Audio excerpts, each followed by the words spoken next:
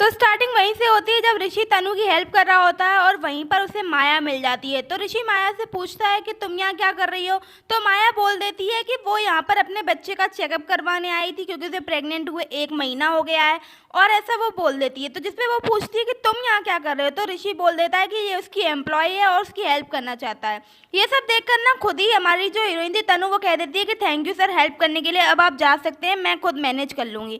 तो ऋषि भी वहाँ से चला जाता है और माया भी चली जाती है। अब हमारी तनु को सारी हकीकत पता चल जाती है। डॉक्टर उसे बताते हैं कि ये सब उसकी गलती है और प्लीज़ उसे माफ़ कर दीजिए, इस सब का कोई ना कोई सोल्यूशन वो निकाल लेगी, पर अभी आपके लिए ये सोल्यूशन है कि आप इस बच्चे को अबॉर्ट करवा दीजिए। और रही बात इस बच्चे के पेरेंट्स की, तो उनसे मैंने बात कर ली है, वो लोग भी कह चुके हैं कि उन्हें ये बच्चा नहीं चाहिए, आप प्लीज़ इस बच्चे को अबॉर्ट करवा दीजिए। हमारी तनु तो इतनी सीधी सादी थी, वो तो ये भी नहीं सोचती कि वो इसे हॉस्पिटल पे केस कर दे उसकी ज़िंदगी में इतना बड़ा तूफान लाने के लिए। वो तो उनकी गलती समझ के उन्हें माफ़ करने के लिए तैयार हो जाती है। इनफैक्ट वो सोच लेती है कि वो इसका अबॉर्शन ही करवाएगी। कुछ दिन बाद जब सीईओ अपने ऑफिस में जाता है तो उसकी एक एम्प्लॉय उसे सेड्यूस करने की कोशिश करती है। इनफैक्ट उसकी क्लोज आने की कोशिश कर रही होती है और सीईओ ने अपने सेक्रेटरी को बुलाकर उसे दूसरे डिपार्टमेंट में ही शिफ्ट करवा देता है और कहता है कि तुम्हें अब यहाँ आने की ज़रूरत ही नहीं है, तुम्हारा डिपार्टमेंट ही चेंज हो गया है। बेचारी का मुंह तो खिस्सी सा बन गया था। और सीईओ फिर क्या ऑर्डर देता सेक्रेटरी को कि उसको पर्सनल सेक्रेटरी चाहिए, तो उसके लिए वो चश्मे वाली लड़की थी ना, उसको बुलाओ। जब हमारी तनु जाती है सीईओ के रूम ऑफिस में, ऋषि उससे बोलता है कि तुम्हें पता तो है ना मैंने तुम्हें अपनी सेक्रेटरी क्यों बनाया है। तो जिस पे तनु बोलती है कि हाँ मुझे पता है, इसीलिए क्योंकि मैं अगली दिखती हूँ, इसीलिए आपके दिल में मेरे लिए कुछ होगा नहीं, और मैं भी अपनी जानकर अपने आप को देखकर आपको ऊपर कभी लाइन मारूंगी नहीं, इनफैक्ट आपको आपके आसपास की तितलियों से भी बचाऊंगी। सीईओ कहता है करेक्ट, बिल्कुल सही पहचाना, और अपने काम पर ही डटी रहना। फिर वो कहता है अच्छा तुम मैटरनिटी लीव भी तो चाहिए होगी तुम्हें, जिस पे वो बोल देती है कि नहीं उसे कोई छुट्टी की ज़रूरत नहीं है, उसने अबॉर्शन का डिसीजन लिया है तो इसीलिए उसे छुट्टी नहीं चाहिए। जिस पे ऋषि बोलता है कि अच्छा ठीक है। शाम को ना सेक्रेटरी चला जाता है तो ऋषि जब आता है हमारी तनु के पास, वो पूछता है सेक्रेटरी के बारे में, तो तनु बताती है कि उससे कुछ इमरजेंसी काम था इसीलिए वो चला गया है। तो ऋषि बोलता है कि उसे ज़रूरत है किसी को कोई उसकी कार ड्राइव करे, क्योंकि वो जिस पार्टी में जा रहा है वहाँ पर उसे ड्रिंक करनी पड़ेगी, तो वो लौटते वक्त कार तो ला नहीं पाएगा। तो तनु बोलती है कि मैं चलती हूँ आपके साथ, मुझे कोई दिक्कत नहीं है। ऋषि मना भी करता है लेकिन तनु इंसिस्ट करती है तो वो मान जाता है। वो दोनों जाते हैं और होटल के सामने खड़े होते हैं जहाँ पर ऋषि तनु को अपना कार्ड देता है और उससे कहता है कि अगर तुम्हें कुछ खाना हो तो यहाँ से खा लेना। तनु को क्या चाहिए था भाई, एक प्रेग्नेंट वुमेन को कितनी क्रेविंग होती है, वो सबसे पहले जाती है केक लेती है बहुत सारी वैरायटी के, वो अपने केक एंजॉय कर रही होती है, लेकिन तभी वहाँ पर उसे उसका एक्स बॉयफ्रेंड और एक लड़की के साथ दिखाई देता है। जब तनु उसके पास जाती है तो उससे पूछती है तो उसे पता चलता है इस सब कॉन्वर्सेशन में कि जो उसका बॉयफ्रेंड था ना वो उस पर पहले से ही चीट कर रहा था। यानी जो वो लड़की इतना ब्लेम कर रहा था तनु को कि तुमने मेरे पीछे ये सब कुछ किया, ये सब कुछ, लेकिन वो तो खुद ही एक चीटर है। तनु उसे बोलती है कि तुमने मुझ पर इतना ब्लेम किया जबकि इसमें मेरी तो कोई गलती भी नहीं थी।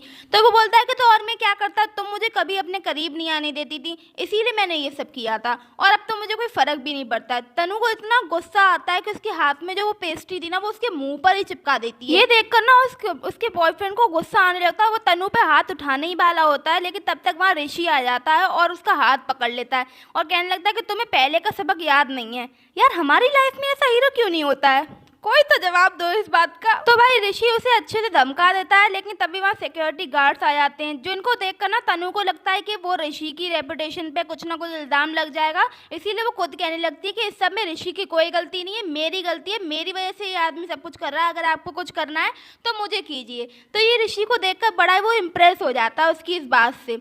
लेकिन ना वो सिक्योरिटी गार्ड ऋषि ने बुलाए होते हैं। अब ऋषि इतनी बड़ी कंपनी का सीईओ था, ऐसे टुच्चे पुच्चे उसका क्या ही उखाड़ पाते, इसीलिए वो ना सिक्योरिटी गार्ड उसके बॉयफ्रेंड एक्स बॉयफ्रेंड और उस लड़की दोनों को ही वहाँ से बाहर निकाल देते। फिर वहाँ से ऋषि अपनी मीटिंग कंटिन्यू करता है तो वो बहुत ज़्यादा ड्रिंक कर लेता है। जब हमारी तनु उसे छोड़ने जाती है घर पर, तो घर पे कुछ और ही सीन चल रहा होता है, क्योंकि माया ने आज बहुत ही सुंदर लग रही होती है और अलग लेवल की हॉट लग रही होती है, और उसने ये सब किया था ऋषि को पटाने के लिए, क्योंकि वो प्रेग्नेंट तो थी नहीं, इसीलिए वो असल में प्रेग्नेंट होना चाहती थी नेचुरल प्रोसेस। तो जब तनु ऋषि को घर छोड़ रही होती है और माया के हाथों सौंप रही होती है, क्योंकि उसे लगता था कि माया ऋषि की वाइफ है, लेकिन ऋषि उससे बोल रहा होता है माया से कि तुम कौन हो, तुम मेरे घर पे क्या कर रही हो।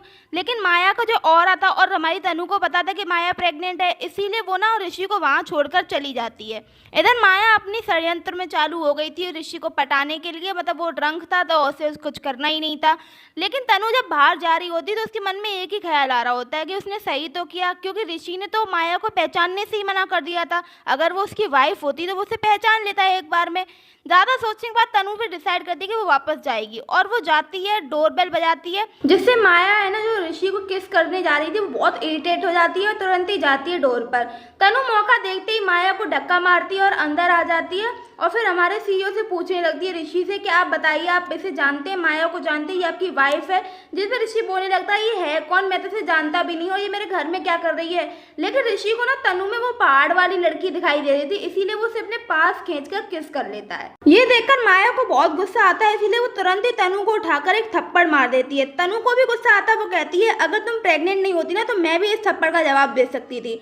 खैर अब फैसला यही होता है कि ना तो तनु और ना ही ऋषि और ना ही माया, तीनों के तीनों ही वहीं सोते हैं, कोई भी इधर उधर नहीं जाता है। सुबह जब ऋषि की आंख खुलती है तो उसे कुछ समझ में नहीं आ रहा होता है कि ये सब यहाँ क्या हो रहा है। तो वो जब पूछता है तो सबसे पहले ना वो क्या करता है, माया को गेट से बाहर निकालता है और कहता है कि दफा हो जाओ मेरे घर से। तो माया उससे पूछती है कि तुमने मुझे अकेले क्यों निकाला, सेक्रेटरी को भी तो निकालो। जिस पे वो बोलता है क्योंकि वो मेरी पर्सन है, मैं उसे जानता हूँ, तुम बिन बुलाए मेहमान हो, मेरे घर में बिना बुलाए आए हो, दफा हो लो अब यहाँ से। माया का तो खिस्सा ही उड़ गया था। इधर अब सेक्रेटरी और हमारी बेचारी माया। खैर अब तनु और ऋषि ब्रेकफास्ट कर रहे होते हैं तो ऋषि पूछ रहा होता है कि रात को क्या हुआ था। तो तनु उसे सब बता देती है कि कैसे उसे पता चला कि वो उसकी वाइफ नहीं है और ये सब कुछ वो बता देती है। तो ऋषि उससे कहता है कि तुम बड़ी स्मार्ट हो। तो तनु बोलती है कि एक बात पूछूं, अगर वो आपकी वाइफ नहीं है तो प्रेग्नेंट, मतलब आप उन्हें पसंद नहीं करते हैं, आपके लहजे से नहीं लगता है। जिसमें है ना ऋषि झूठ नहीं बोलता, वो उसे बता देता है कि वो उसे बिल्कुल पसंद नहीं करता माया को। इनफैक्ट ये सब प्रोसीजर ना आर्टिफिशियल इंसेमिनेशन है जो भी है, और वो सरोगेसी के थ्रू माँ बनी है। रियल में उनके बीच में ऐसा कुछ भी नहीं है, ना प्यार है ना शादी है। और तनु बोलती है कि कुछ ऐसा ही मेरे साथ भी हुआ है, मैं भी 1 महीना पहले किसी की सरोगेट मदर बन गई हूँ और मेरे साथ भी हादसा हुआ है। वो दोनों ही 1 मिनट को साइलेंट हो जाते हैं। तो क्या ऋषि और तनु को समझ में आ गया था कि उन दोनों के साथ नहीं खेल हुआ है और तनु ही ऋषि के बच्चे की माँ है और ना कि वो माया। वो अगले पार्ट में पता चलेगा। तो चैनल सब्सक्राइब कर लेना, वीडियो लाइक कर लेना। Bye bye.